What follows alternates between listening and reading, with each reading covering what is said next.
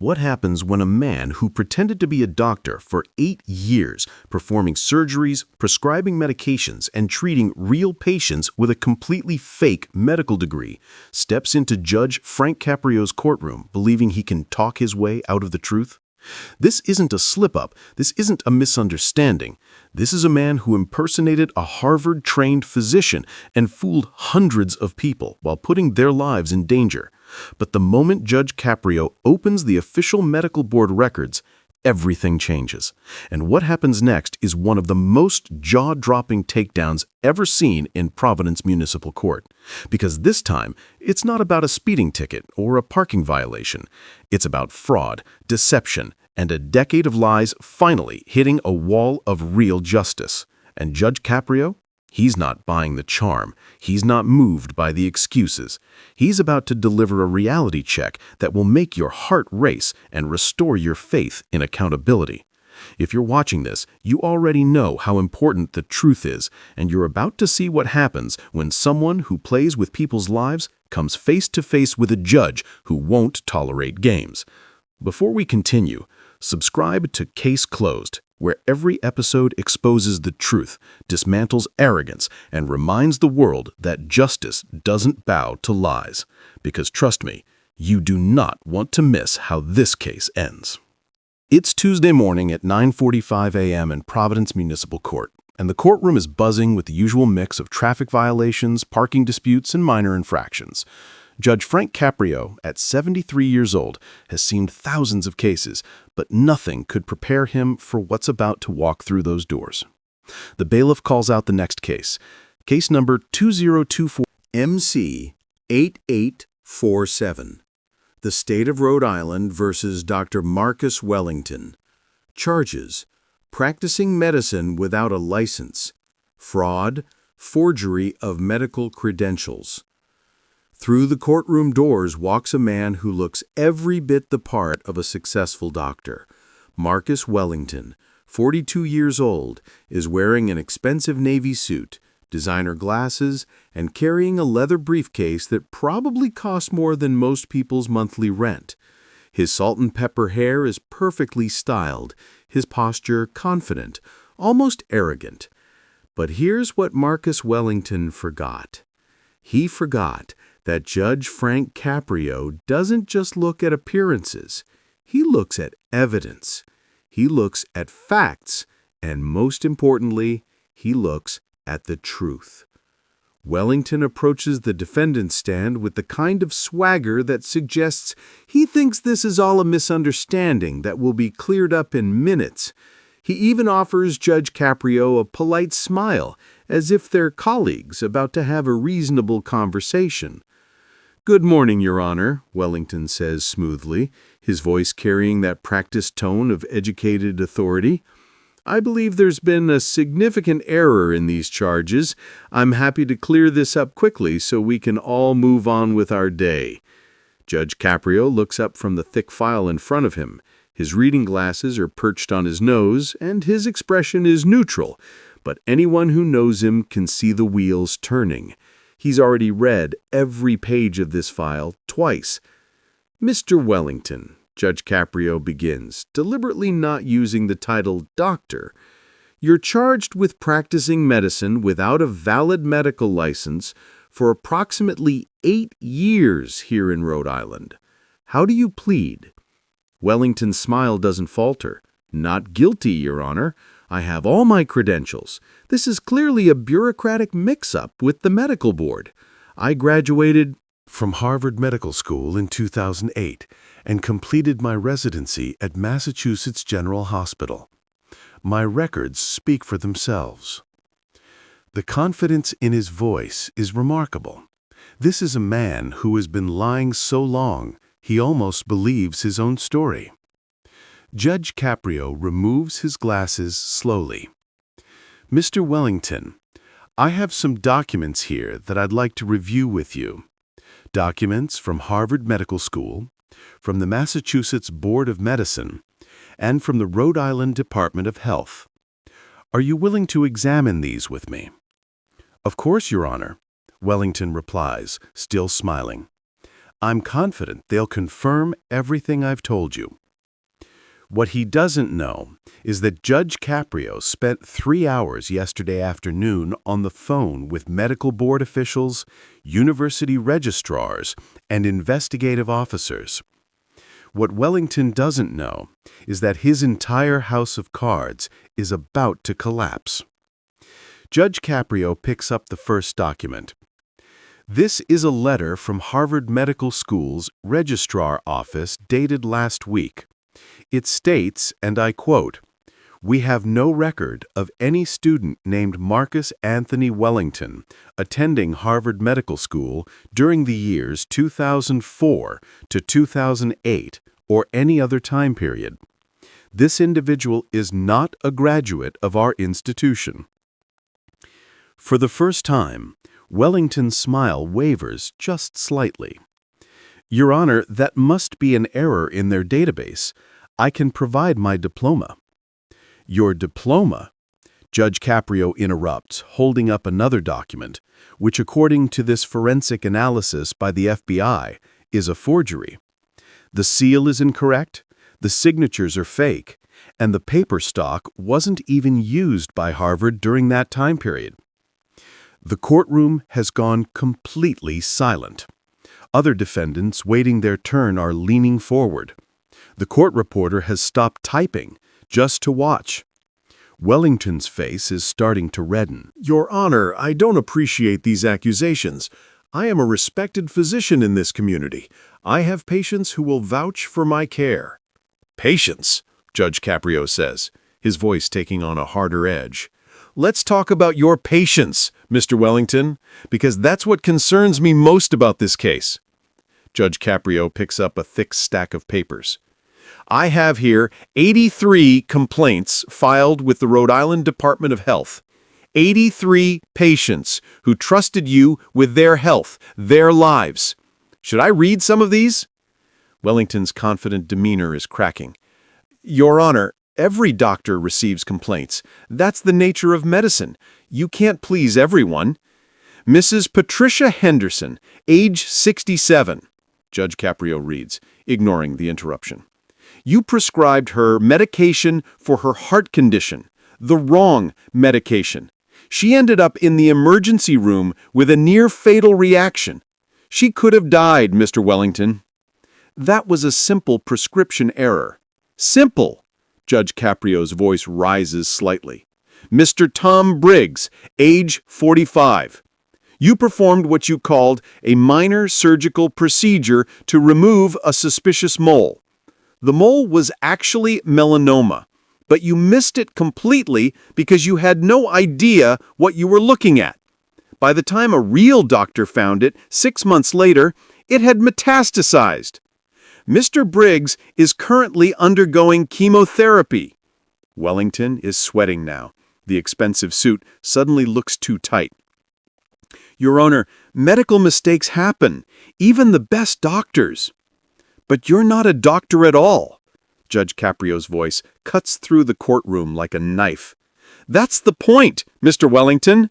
You're not a doctor. You never were. You have no medical degree, no residency training, no license, no right to touch a single patient.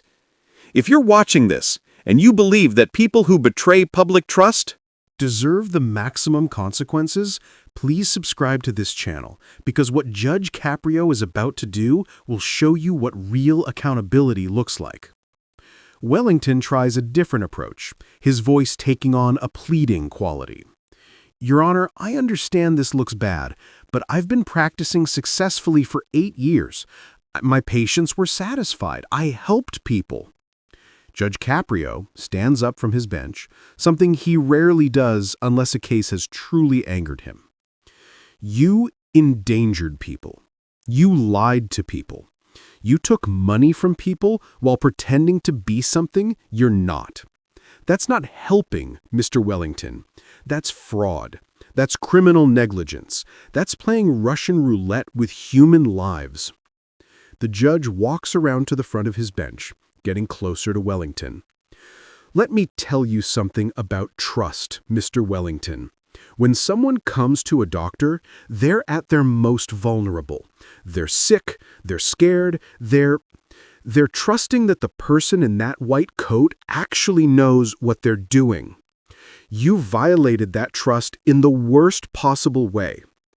Wellington's last defense is collapsing. But I studied, I read medical textbooks, I learned everything I needed to know from books. Judge Caprio's voice is incredulous. You think you can learn to be a doctor from books? What about the 4 years of medical school, the hundreds of hours of supervised clinical training, the years of residency, the board examinations? You just skipped all of that and decided you were qualified to cut into people's bodies and prescribe medications that could kill them? Judge Caprio returns to his bench and picks up another document. This is a report from the Rhode Island State Police investigation. They've been tracking you for 6 months, Mr. Wellington. Do you know what they found? Wellington doesn't answer. His face has gone pale. They found that you never went to Harvard. In fact, you barely graduated from there, a community college in New Jersey, with an associate's degree in business administration. They found that you purchased fake credentials online for $1,500. They found that you rented office space, bought medical equipment, and simply started calling yourself a doctor. Judge Caprio looks directly into Wellington's eyes. They also found something else. They found that you made over $2 million during those 8 years. $2 million stolen from people who thought they were paying for actual medical care. The courtroom gasps. $2 million? That number hangs in the air like smoke. Your Honor, I can explain, Wellington starts, but his voice is barely a whisper now. Explain, Judge Caprio cuts him off. What's there to explain? You saw an opportunity to make money, and you didn't care who got hurt in the process. You put on a costume, you played a role, and you gambled with other people's lives. Judge Caprio sits back down and begins writing. The sound of his pen on paper is the only sound in the courtroom. Finally, he looks up. Mr. Marcus Wellington, I am finding you guilty on all charges. Now, let me tell you about the consequences you're going to face. Wellington grips the defendant's stand, his knuckles white. First, Judge Caprio announces, you are hereby sentenced to 5 years in state prison. And before you think about some minimum security situation, let me be clear.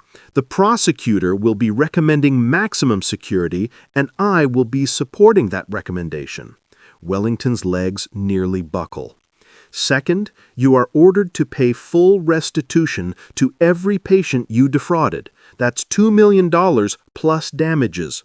The court will be working with the prosecutor's office to calculate the exact amount, but I estimate it will be somewhere around $3.5 million when all is said and done.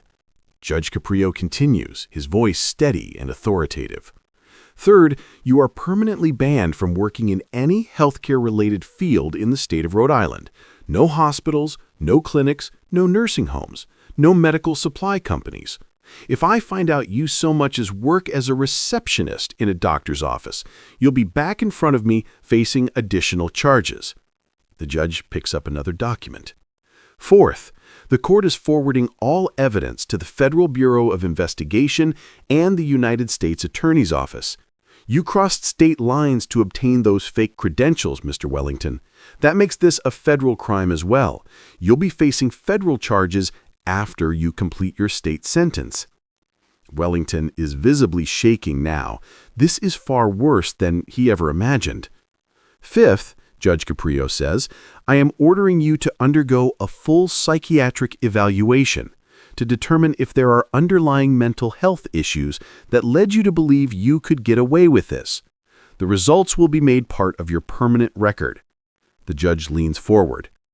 Sixth, and this is the part I think will hurt you the most. I am ordering that your name and photograph be prominently displayed on the Rhode Island Department of Health's website under a new section we are creating called Healthcare Fraud Alert. Every person who searches for a doctor in Rhode Island will see your face and your story. Your legacy, Mr. Wellington, will be as a cautionary tale. But Judge Caprio isn't finished, not even close. Seventh, I am ordering you to write a personal letter of apology to every single patient you treated, all 83 who filed complaints, plus any others who come forward. These letters will be reviewed by the court to ensure they are genuine expressions of remorse, not more lies. Wellington is crying now. Not the dignified tears of remorse, but the desperate tears of someone whose entire world is crumbling. Eighth, the court is seizing all assets obtained through your fraudulent practice. Your car, your house, your bank accounts, your investment portfolio, everything goes into a victim compensation fund. Judge Caprio removes his glasses and looks at Wellington with an expression that's not quite anger, not quite pity, but something in between. Mr. Wellington, I want you to understand something. I've been on this bench for over 30 years. I've seen murderers, thieves, drunk drivers who killed innocent people. But what you did, in some ways, it's worse than all of them. Wellington looks up, confused through his tears. Because you didn't just hurt people once, Judge Caprio explains. You hurt them repeatedly. You hurt them when they were vulnerable. You hurt them when they trusted you most. And you did it deliberately, day after day, year after year, always knowing that you had no right to do what you were doing. The judge's voice becomes quieter, but somehow more powerful. A murderer might kill in a moment of rage or passion. A thief might steal because they're desperate. But you calculated every step. You planned it. You executed it with precision, and you slept soundly at night while people who trusted you suffered from your incompetence. Judge Caprio stands one final time. Mr. Wellington, you wanted to be a doctor. You wanted the respect, the money, the status, but you didn't want to do the work. You didn't want to earn it. You thought you could fake your way through. Well, today you've learned that there are consequences for that kind of arrogance. The judge picks up his gavel. Is there anything you want to say before I make this sentence official? Wellington can barely speak. Your Honor, I made a terrible mistake. I was wrong. I'm sorry. Judge Caprio nods slowly. You are sorry. Sorry you got caught. But I don't think you're truly sorry for what you did. If you were, you would have stopped after the first patient complained. You would have turned yourself in after the first medical error. But you didn't. You kept going because you were making money and living well. The gavel comes down with finality. Sentence is entered. Bailiff, take Mr. Wellington into custody. He's to be held without bail, pending transfer to state prison. As two court officers approach Wellington to place him in handcuffs, the former fake doctor's legs actually give out. They have to hold him up as they cuff his hands behind his back. Your Honor, please, Wellington begs as they lead him away. Please, I have a family. My wife doesn't know about any of this, please. Your wife doesn't know? Judge Caprio's voice stops Wellington cold. You've been lying to her, too. Then maybe she's better off without you. Because a man who can lie to hundreds of patients can certainly lie to his wife. As Wellington is led out of the courtroom, still crying, still begging, the gallery erupts in applause. Judge Caprio doesn't usually allow applause in his courtroom, but this time he lets it continue for several seconds before gently tapping his gavel. Order, he says quietly. We still have other cases to hear today. The video of this hearing went viral within 24 hours. Over 5 million people watched Marcus Wellington's complete breakdown in Judge Caprio's courtroom. The comments section was filled with praise for Judge Caprio's thorough and devastating response. But the story doesn't end there. 2 weeks after the hearing, Wellington's wife filed for divorce. She released a statement saying she had no knowledge of her husband's fraudulent career and was horrified and heartbroken to learn the truth. 1 month later, the FBI filed federal charges against Wellington: wire fraud, mail fraud, and conspiracy to commit healthcare fraud. These charges carried an additional 10 to 15 years in federal prison. 3 months later, the Rhode Island medical community held a press conference announcing new verification procedures to prevent anything like this from happening again. Judge Caprio was invited to speak at the event. Marcus Wellington thought he could cheat the system, Judge Caprio told the assembled doctors and press. He thought he was smarter than everyone else. But the truth always comes out. Always. And when it does, justice will be waiting. 6 months after sentencing, Wellington's first letter from prison was made public. In it, he admitted that he had been living in fear for years, always worried he would be caught, always looking over his shoulder. He wrote that prison was almost a relief because the lying was finally over. But the most powerful moment came a year later. Mrs. Patricia Henderson, the woman who had nearly died from Wellington's wrong prescription, appeared on a local news program. "When Judge Caprio read my case out loud in that courtroom," she said, tears in her eyes, "it was the first time I felt like someone in authority actually cared about what happened to me. That man could have killed me." Judge Caprio made sure he could never hurt anyone else. Today, Marcus Wellington sits in a Rhode Island state prison serving his sentence. He won't be eligible for parole for at least 4 years. After that, he faces federal charges that could keep him locked up well into his 60s. His medical office has been permanently shut down. His fake Harvard diploma hangs in the Rhode Island Department of Health headquarters as a warning to others who might consider similar fraud. And Judge Frank Caprio? He continues to serve on the bench in Providence, treating every case with the same dedication to truth and justice that exposed Marcus Wellington's lies. The fake doctor who thought he could charm his way out of trouble learned the hardest lesson of his life. When you step into Judge Frank Caprio's courtroom, your wealth, your attitude, and your polished appearance don't matter. Only one thing does: the truth.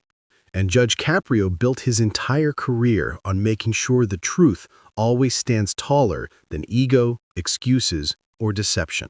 If watching real accountability unfold inspires you, if seeing a judge protect innocent people restores your faith in the system, then make sure you like this video and subscribe to Case Closed. Here, we honor the legacy Judge Caprio left behind, a legacy of fairness, compassion, and unwavering justice that treated every person with dignity, whether they walked in wearing a designer suit or a worn-out jacket. This channel is dedicated to the stories that show who Judge Caprio was at his core, a man who believed justice should protect the vulnerable, humble the arrogant, and remind the world that no one is above doing what is right. Thank you for watching. Stay safe, stay kind, and we'll see you in the next episode. Only on Case Closed, where the legacy of true justice lives on.